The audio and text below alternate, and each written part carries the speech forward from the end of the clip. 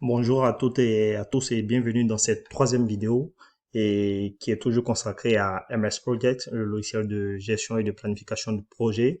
Alors, dans cette troisième vidéo, nous rentrons dans la partie concrète avec ce projet que vous voyez ici à l'écran.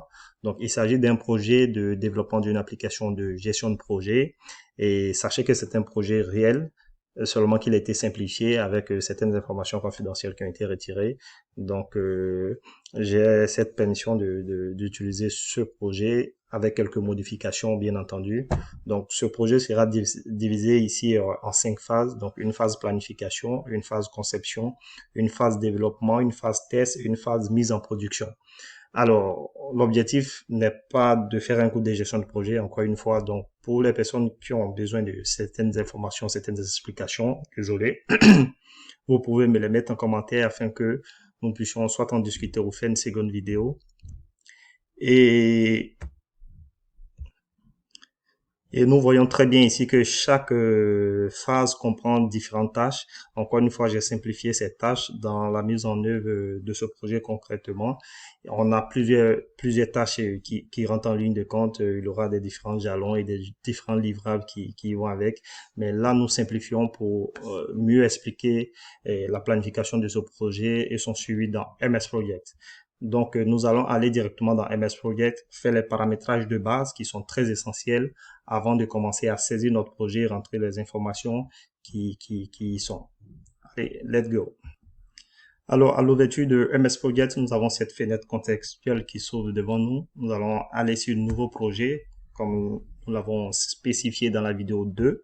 Donc, nouveau projet, nous avons cette fenêtre qui s'ouvre à nous. Et là, nous allons effectuer les paramétrages des bases qui sont très essentiels avant de démarrer avec notre projet. Donc, deux paramétrages seront effectués. Nous n'allons pas aller dans les paramétrages très avancés. Nous allons faire les paramétrages de base au niveau du projet. Donc, nous allons aller dans l'onglet projet. Et dans l'onglet projet, pardon, nous allons aller dans la partie modifier les horaires de travail. Et dans cette partie, au lieu d'utiliser le calendrier standard, ça serait très facile. Nous allons utiliser un calendrier que nous allons créer nous-mêmes. Pour ce faire, on va dans la partie créer un nouveau calendrier. Et dans cette partie, nous allons créer un nouveau calendrier de base. Nous allons le renommer. Donc, on va l'appeler calendrier. Mettre carrément en majuscule pour le différencier des autres. Donc, calendrier, projet, logiciel, gestion de projet en abrégé. Et sur celui-ci, nous allons faire OK. Après avoir fait rentrer ce nom, utiliser ce calendrier, on voit bien que nous n'avons pas de modification à ce niveau. Donc, on a un peu comme les informations qui y sont. Alors, dans cette partie, on va venir dans l'onglet semaine de travail ici. Et nous allons venir définir maintenant les horaires de travail de ce calendrier. Alors, on va spécifier ici journée ouverte. Donc, journée ouverte pour ce calendrier. On va mettre la date de début et la date de fin de ce projet. Encore une fois, c'est pas un coup de gestion de projet. Le projet que je vous ai montré tantôt, c'est un projet qui a été, il y a eu une planification derrière. Donc, il y a des durées, des estimations de durée qui ont été données à ces différentes tâches. Il y a des différents types d'estimation de durée. Et si vous avez besoin d'informations là-dessus, veuillez le mettre en commentaire pour que nous expliquons là-dessus. Alors, on va mettre une date de début, une date de fin et aller faire les paramétrages de base qu'il faut pour ce calendrier. Alors, mon projet ici, il va démarrer en 2000, bien entendu 2024. Je prendrai plutôt la date de 26, donc lundi 26 février, et une date de fin qui ira sur une année. Donc, on ira jusqu'à décembre, pardon. Donc, on va choisir une date au 20 décembre. OK. Donc, après avoir effectué cela, c'est la plage que nous donnons pour notre projet là. Après, il y a des estimations. Le projet peut bien se terminer bien avant, mais il est important que la date de fin ici soit vraiment supérieure à la date de fin normale de notre projet, même avec estimation. Donc, voilà pourquoi il est préférable, même si notre projet est sur 4, 5, 6 mois, on peut le mettre à une année ici dans notre calendrier. Parce que les paramétrages de base qui se feront ici, ce sont ces éléments qui vont se répéter dans le temps. Alors, on ira sur détail Et dans la partie détail, on va définir ici maintenant les jours ouvrés de notre calendrier. Alors, le dimanche sera considéré comme jour, une période chômée, donc une période dans laquelle on ne travaille pas. Pareil pour le samedi aussi, chômé. Et le lundi, par contre, sera défini. Donc, pour ce qui est du lundi jusqu'au vendredi, nous allons définir des heures spécifiques. Donc, par défaut, on a vu les heures ici, c'était de 9h à 12h, de 14h à 18h. Alors, on va changer ces éléments pour permettre de les changer en fonction de votre projet que vous utilisez. Donc, sur ce point, on fixe lundi, pardon, et on vient définir les horaires de travail spécifiques comme pour un ou plusieurs projets. Donc, c'est dans cet élément que nous allons venir changer à, je dirais 8 heures, de 8 heures à 12 heures. On prendra une heure de pause, donc de 13 heures à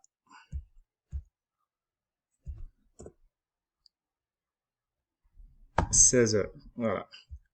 Donc, pareil pour le mardi, donc on fait la même chose, ainsi de suite jusqu'à vendredi. Alors, donc, vous pouvez facilement mettre pause sur vous et faire ces différentes modifications. Donc, on a lundi de 8h à 12h, de 13h à 16h, une heure de pause. Pareil pour mardi, mercredi, idem. Jeudi, idem. Vendredi, idem. Samedi est chômé. Dimanche aussi est chômé. Par contre, si samedi est un jour ouvré chez vous de 8h à 12h, vous pouvez faire ce changement très facilement. Donc, allez cliquer ici, définir les horaires et définir l'horaire ici, juste dans la première ligne. Alors, après avoir effectué ça, on va faire OK. Donc, notre calendrier comprendra ici que à partir du 26 février jusqu'au 20 décembre 2024, on aura un projet qui sera ouvert, on va dire, de 8h à 12h, de 13h à 16h.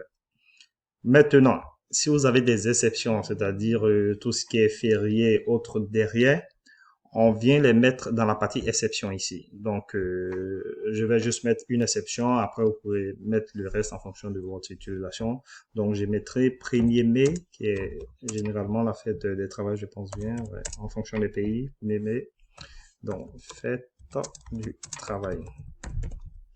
Donc là, on va venir définir ici, ça se passe quand? Ça sera en mai, avril, mai, donc le 1er mai au 1er mai. Donc, un seul jour, on va aller dans le détail. Voilà. Donc, qu'est-ce que le 1er mai nous dit? 1er mai nous dit c'est un jour chômé. Et ça sera la journée, le quotidien. Voilà. Tous les une fois. Donc, ici, c'est la périodicité. Donc, si c'est un élément qui se répétait, voilà. Donc, on aura la périodicité, l'occurrence. Donc, est-ce que c'est un élément qui va se répéter plusieurs fois durant nos plages horaires, là, de l'année, là? Voilà. Ou, est-ce que c'est un élément qui va se répéter cette année et l'année prochaine? Donc, l'occurrence. Donc, vu que ça va se répéter une seule fois, voilà pourquoi on a juste l'élément 1. Donc, après ça, on n'a plus d'autres éléments. Donc, ça c'est un élément chômé. Donc, sur cette partie, on va faire OK. Alors, on peut définir plusieurs éléments. Donc, si on va dans notre calendrier ici, on voit bien qu'on a changé l'horaire ici de 8h à 12h, de 13h, ainsi de suite. Alors, si on va changer, on va dans la date, on va voir la date du 1er mai. On voit bien ici que c'est mis jour exception. Donc, 1er mai, c'est pas un jour travaillé. Voilà. Donc, c'est ces paramétrages de base qui sont très essentiels pour nous avant d'utiliser MS Project. Donc, après avoir effectué tous ces paramétrages de base, on va faire OK. Bien entendu, avant de saisir notre information, on va dans le second élément. Je vous avais dit, on avait deux. Donc, on va ici et on va aller dire qu'on va utiliser ce calendrier. Voilà, parce que là, il n'est pas défaut sur le calendrier standard. Donc, on va utiliser le calendrier que nous avons conçu tout à l'heure pour notre projet. Donc, on utilisera ce calendrier. On va définir la date de début de notre projet. La date de fin, on avait dire, ouais, ça, on va pas la spécifier. On spécifiera pas la date de fin, on le fera après. Ainsi que la date de temps, on pourra expliquer tous ces éléments. Alors, donc, OK. Voilà. Donc, maintenant, on pourra saisir les différentes tâches dans notre projet ici. Donc, pour ce faire, on vient dans l'onglet tâches et dans cette partie onglet tâches, comme je l'avais spécifié, on va venir spécifier ici, on va saisir nos différentes tâches et ainsi de suite, on verra les différents éléments à corriger et à ajuster là-dedans. Donc, on saisit l'information directement. Donc, qu'est-ce qui se passe ici? Je vais saisir directement le nom du projet dans la première ligne ici. Vous pouvez le constater, c'est le développement d'une application. Après, je mettrai la phase de planification avec toutes les tâches qui y vont. On saisit toutes les informations directement. Après, en fonction de la personne, certaines adoptent d'autres méthodologies. Moi, j'adopte une méthodologie, on va dire simpliste. On va saisir toutes les informations ici et après, on va faire tout ce qui est euh, décalage. Alors, comme je l'avais mentionné, après avoir saisi toutes les informations, vous voyez ici qu'on est en planification manuelle. On va la mettre en planification automatique. Donc, un clic droit sur la colonne et on saisit planification automatique. Donc là, on est en planification automatique. Immédiatement, on voit ici, dans notre diagramme des Gantt, les différents éléments qui apparaissent. Donc, je vous laisse saisir toutes les autres informations jusqu'à la fin en fonction du projet qui a été affiché. Donc, vous pouvez faire pause sur cette partie ou aller la regarder et revenir. Alors, donc, les informations ont été saisies ici. Alors, vous constatez que en planification automatique, directement, on a des informations qui s'ajoutent ici. Donc, la durée, on va les mettre de côté. Pas de panique. On va les ajuster. Donc, c'est parce que nous sommes en planification automatique qu'il y a une durée qui s'affiche automatiquement. On a une date de début et une date de fin qui s'affiche aussi automatiquement. Ici, j'ai saisi directement toutes les informations que vous avez vues dans le projet en question. J'ai juste ajusté une fiche d'opportunité et puis une phase de clôture. Alors, comment est-ce que ces informations ont été rentrées? Ces informations ont été rentrées le tout simplement possible, hein. Donc, le nom du projet, en première étape, j'ai dû ajouter une fiche d'opportunité bien avant la phase de planification, ce qui se fait concrètement.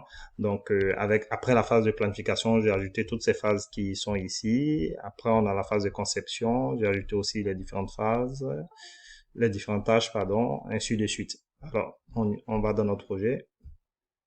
Alors, ici, sciemment, j'ai omis cette tâche qui est planification des ressources du budget et du calendrier. Donc, on va aller l'insérer.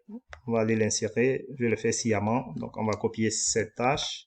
On ira dans notre project et puis l'insérer directement. Donc, ici, on est dans la partie planification. Ah, je pense que je l'ai mis. Donc, exprès, on va supprimer cette tâche. Donc, clic droit, supprimer la tâche. Pour insérer cette tâche en dessous de identification des parties prenantes, on va se mettre sur la tâche conception. Donc, la tâche qu'on insère toujours se met toujours au-dessus de la tâche sélectionnée. Donc, insérer une tâche. Et on voit ici que l'espace est bien libre ici pour insérer la tâche. On peut faire CTRL V pour mettre notre tâche ici et changer la planification ici en automatique aussi facilement. Voilà. Donc là, nous sommes à 13 minutes. On va laisser pour aujourd'hui. La prochaine vidéo sera plus en détail pour tout ce qui est durée, date de début, prédécesseur. On insérera d'autres colonnes ici. Donc, le nom des ressources et d'autres colonnes que nous allons afficher ici et utiliser. Merci de suivre mes vidéos. N'oubliez pas de les partager, de mettre aussi des commentaires et on se dit à très bientôt.